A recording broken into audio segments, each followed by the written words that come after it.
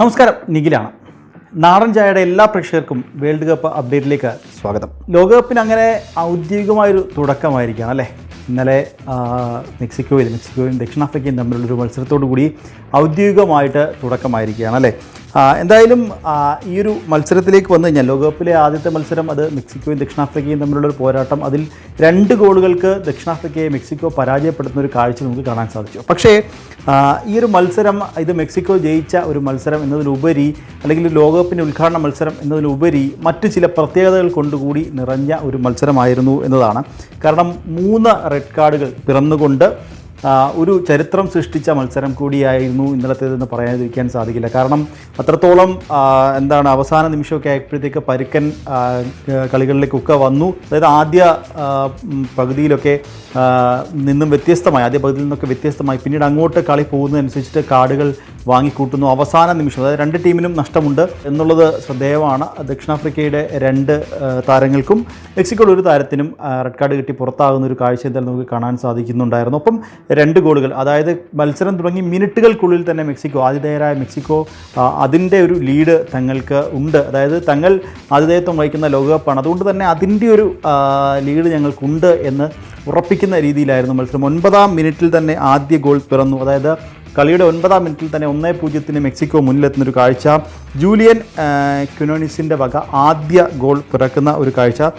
ദക്ഷിണാഫ്രിക്ക വരുത്തിയ ഒരു മിസ്റ്റേക്ക് അത് കൃത്യമായി മുതലെടുത്തുകൊണ്ടായിരുന്നു ഇത്തരത്തിലൊരു മുന്നേറ്റം മെക്സിക്കോയുടെ ഭാഗത്തു നിന്നുണ്ടായത്. അത് കൃത്യമായി നേരത്തെ പറഞ്ഞതുപോലെ ആ പിഴവ് കൃത്യമായി മുതലെടുത്തുകൊണ്ട് ഒരു പ്രസ്സിംഗ് ഗെയിം, ഒരു ഹൈ പ്രസ്സിംഗ് ഗെയിം തന്നെ കാഴ്ചവെച്ചു.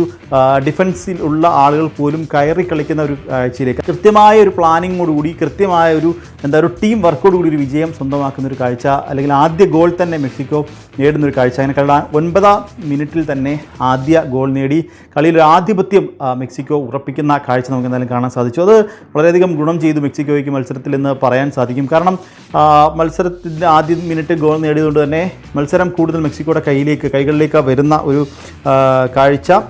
ഇതോടുകൂടി മെക്സിക്കോ കൂടുതൽ ഡിഫൻസിലേക്ക്, അതായത് പ്രതിരോധത്തിലൂന്നി കളിക്കുന്ന ഒരു കളി രീതിയിലേക്ക് കൂടുതലായി മാറുന്ന ഒരു കാഴ്ച നമുക്ക് കാണാൻ സാധിച്ചു. നമ്മൾ ഇന്നലെ കളിയെ പറ്റി, അതായത് ഒരു പ്രിവ്യൂ പറയുന്ന സമയത്തൊക്കെ നമ്മൾ പറഞ്ഞിരുന്നു മെക്സിക്കോയെ സംബന്ധിച്ച് അവരൊരു അറ്റാക്കിംഗ് ഗെയിം ആയിരിക്കും ഒരു പക്ഷേ പുറത്തെടുക്കാൻ സാധ്യത എന്നുള്ളത്. കൃത്യമായ ഒരു അറ്റാക്കിംഗ് തന്നെ നടത്തി എന്ന് പറയാൻ സാധിക്കും. ആദ്യ പകുതി അങ്ങനെ അവസാനിക്കുമ്പോൾ 45 മിനിറ്റ് പൂർത്തിയായി ആദ്യ പകുതി അവസാനിക്കുമ്പോൾ 1-0 എന്നുള്ളതായിരുന്നു സ്കോർ നില. അതായത് ദക്ഷിണാഫ്രിക്കയ്ക്ക് തിരിച്ചു വരാൻ ഒരു അവസരം കൂടി ഉണ്ടായിരുന്നു എന്നുള്ളതാണ്. ഇങ്ങനെ 2-ാം പകുതി ആരംഭിച്ചതിന് ശേഷം 67-ാം മിനിറ്റിലാണ്, കൃത്യമായി പറഞ്ഞാൽ 67-ാം മിനിറ്റിലാണ് 2-ാം ഗോൾ പിറക്കുന്നത്. റോൾ ജിമനസിൻ്റെ വക 2-ാം ഗോൾ നേടി മെക്സിക്കോ ലീഡ് ഉയർത്തുന്ന കാഴ്ച. റോബർട്ടോ അൽവാരോയുടെ ക്രോസ് ജിമനസ് കൃത്യമായി വലയിൽ എത്തിക്കുന്ന ഒരു കാഴ്ച, ഒരു ഹെഡർ കൊണ്ട് ഫിനിഷ് ചെയ്യുന്നൊരു കാഴ്ച എന്തായാലും നമുക്ക് കാണാൻ സാധിച്ചു എന്നുള്ളതാണ്. അപ്പം അത് കൃത്യമായി നേരത്തെ പറഞ്ഞതുപോലെ ഒരു ടീം വർക്കിൻ്റെ ഭാഗം, കൃത്യമായ ഒരു അറ്റാക്കിംഗ് ഫുട്ബോൾ പുറത്തെടുക്കുന്ന ഒരു കാഴ്ചയൊക്കെ നമുക്ക് കാണാൻ സാധിക്കുന്നുണ്ടായിരുന്നല്ലേ. അങ്ങനെ 2-0 മത്സരം പൂർത്തിയാവുന്നവരെ 2-0 എന്നൊരു സ്കോറായിരുന്നു അങ്ങനെ മുന്നോട്ട് പോകുന്ന മത്സരം.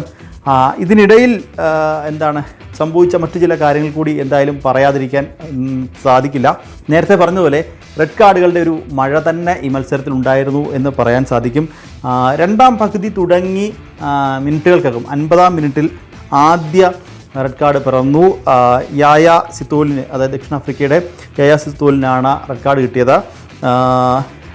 സിത്തോൾ ഫൗൾ ചെയ്തു. റെഫറി നേരിട്ട് റെഡ് കാർഡ് നൽകുകയായിരുന്നു. അങ്ങനെ 10 താരങ്ങളായിട്ടാണ് ഈ 50-ാം മിനിറ്റ് മുതൽ ദക്ഷിണാഫ്രിക്ക അങ്ങോട്ട് കളിച്ചത്. 10 താരങ്ങളായിട്ടാണ്. അപ്പോൾ അതിൻ്റെ ഒരു അഡ്വാൻറ്റേജും കൂടി ഈ 2-ാം ഗോൾ നേടുന്ന മെക്സിക്കോയ്ക്ക്, 67-ാം മിനിറ്റിൽ 2-ാം ഗോൾ നേടുന്ന മെക്സിക്കോയ്ക്ക് ഉണ്ടായിരുന്നു എന്ന് പറയാൻ സാധിക്കും. അങ്ങനെ ആദ്യ റെഡ് കാർഡ് വീഴുന്നു. തൊട്ട് പിന്നീട് അങ്ങോട്ട് മത്സരം നടക്കുന്നതിന് 84-ാം മിനിറ്റിൽ ടെമ്പ സ്വാനയ്ക്ക് ഒരു റെഡ് കാർഡ് കിട്ടുന്ന ഒരു സാഹചര്യം ഉണ്ടായിരുന്നു.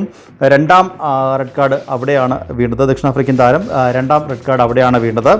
വാറിൻ്റെ റിവ്യൂ ഒക്കെ നോക്കിയതിന് ശേഷം, അതൊക്കെ പരിശോധിച്ചതിന് ശേഷമാണ് ഈ റെഡ് കാർഡ് നൽകുന്നത്.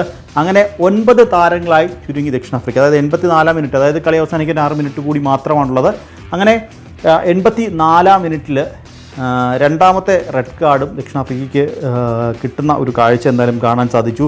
അങ്ങനെ 9 താരങ്ങളായി ചുരുങ്ങിയതിന് ശേഷമാണ് 84-ാം മിനിറ്റ് മുതൽ ദക്ഷിണാഫ്രിക്ക കളിച്ചത്. ഒരു മത്സരത്തിൽ 2 താരങ്ങൾക്കൊക്കെ റെഡ് കാർഡ് കിട്ടുക, അല്ലെങ്കിൽ 9 താരങ്ങളായി ചുരുങ്ങുക എന്നൊക്കെ പറഞ്ഞാൽ അത് ടീമിന് നൽകുന്ന ഒരു കോൺഫിഡൻസ് വളരെ കോൺഫിഡൻസിനൊക്കെ വളരെ വലിയ രീതിയിൽ ബാധിക്കും. കാരണം ഇനിയും വരാനിരിക്കുന്ന മത്സരങ്ങളിൽ പോലും, കാരണം ഈ റെഡ് കാർഡ് കിട്ടിയ താരങ്ങൾക്ക് അടുത്ത മത്സരത്തിൽ വിലക്ക് ഉണ്ടാകും. അപ്പം അതൊക്കെ ടീമിൻ്റെ മുന്നോട്ടുള്ള ഗെയിം പ്ലാനുകളെയൊക്കെ കൃത്യമായി ബാധിക്കും എന്ന കാര്യത്തിൽ സംശയമില്ല.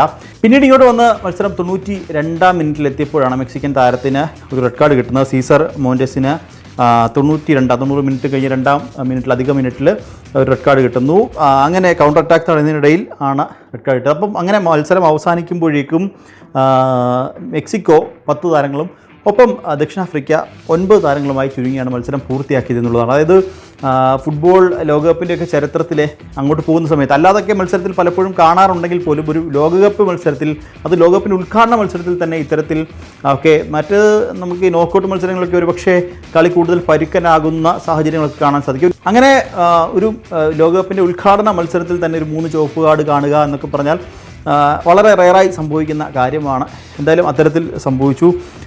നേരത്തെ പറഞ്ഞതുപോലെ ഓവറോൾ നോക്കിയാൽ മെക്സിക്കോയുടെ സ്ട്രാറ്റജികളൊക്കെ വിജയിച്ചു എന്ന് പറയാൻ സാധിക്കും. അതായത് സൗത്ത് ആഫ്രിക്കയെ അവരുടെ ബിൽഡപ്പ് തടയുന്നതിന് ഒരു ഹൈ പ്രസ്സിങ് ഗെയിമാണ് എന്തായാലും മെക്സിക്കോയുടെ ഭാഗത്തു നിന്നുണ്ടായത്. അത് കൃത്യമായി വിജയിച്ചു എന്ന് പറയാൻ സാധിക്കും. അപ്പം വിങ് ഏരിയ ഉപയോഗിച്ചുള്ള മെക്സിക്കോയുടെ ഒരു അറ്റാക്ക് അതും വളരെ വിജയിച്ചു എന്ന് പറയാൻ സാധിക്കും. ഒപ്പം ലീഡ് കിട്ടിയ ശേഷം പാനിക് ഇല്ലാതെ മാച്ച് കൺട്രോൾ ചെയ്തു എന്ന് പറയാൻ സാധിക്കും. അതായത് സാധാരണഗതിയിൽ മത്സരത്തിൻ്റെ ആദ്യത്തെ മിനിറ്റുകളിലൊക്കെ ഗോൾ ലഭിച്ചു കഴിഞ്ഞാൽ ഒരു പക്ഷേ ചില ടീമുകളൊക്കെ ഒരു ഡിഫൻസിലേക്ക് പോകാൻ സാധ്യതയുണ്ട്.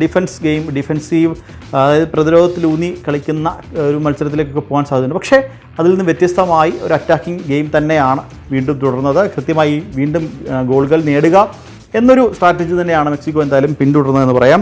ഈ ദക്ഷിണാഫ്രിക്കയുടെ കാര്യത്തിലേക്ക് വന്നു കഴിഞ്ഞാൽ ഈ ബിൽഡപ്പിലുണ്ടായ ഒരു കുറവ്, ഒപ്പം മിഡ്ഫീൽഡിലെ കൺട്രോൾ കുറച്ച് കുറവായിരുന്നു എന്ന് പറയാൻ സാധിക്കും. ആ കൺട്രോൾ കൃത്യമായി മെക്സിക്കോ ഏറ്റെടുക്കുന്ന ഒരു കാഴ്ച ഉണ്ടായിരുന്നു. ഒപ്പം ഈ ഡിസിപ്ലിൻ ഇഷ്യൂ ഒക്കെ അവർക്ക് ഒരു പക്ഷേ വലിയ രീതിയിൽ തിരിച്ചടി മത്സരത്തിൽ ഉണ്ടായി എന്ന കാര്യത്തിൽ സംശയമില്ല.